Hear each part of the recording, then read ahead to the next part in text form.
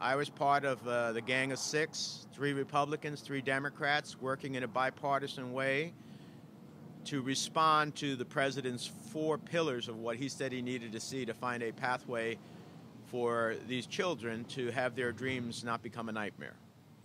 I have to be honest with you, I swallowed really hard on things I don't believe in order to save the dreamers. And yet, the president, out of hand, rejected them.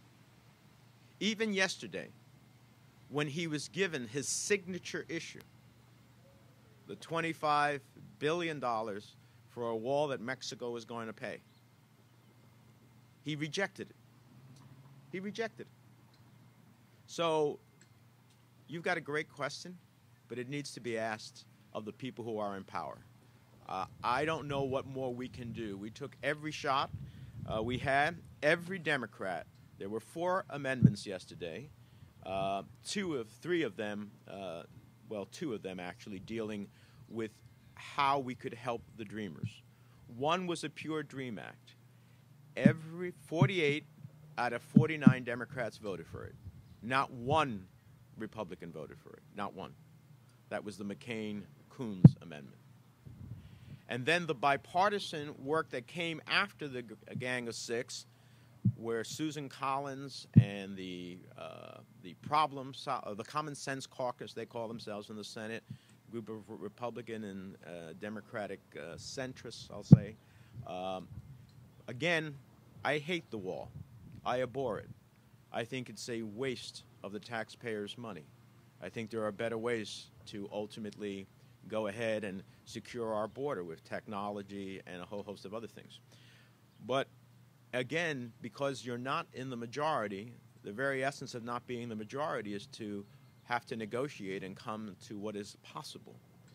So we joined Republicans in that, and then again, Republicans didn't give us the votes that are necessary because the president ferociously lobbied against the very thing that he has said he's wanted since his campaign. So I can only think that, you know, the ethno nationalists in his ear, like Stephen Miller, they win the day. They don't care about these kids, and they don't care about our history.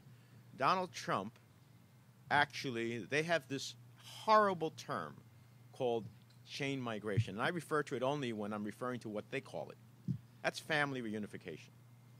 That's the bedrock of American immigration principle for over a century. Donald Trump, he's the product of what they call chain migration.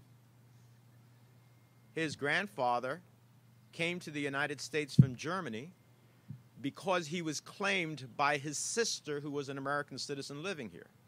And as a result of that family reunification, of her bringing her brother, Donald Trump's grandfather, and then Donald Trump's father being born in the United States, he gets to be president of the United States. Chain migration. But what it really is family reunification.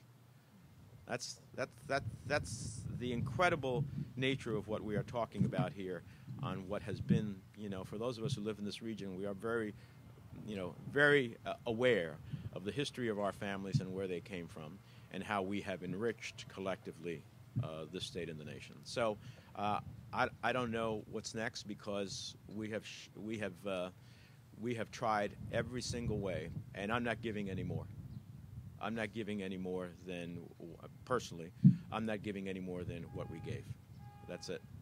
So the president, when March 5th comes and these kids don't have status, I want to see if he's going to deport them. And I want to see that image across America. And I think there'll be a lot of unrest in America if that's what he intends to do.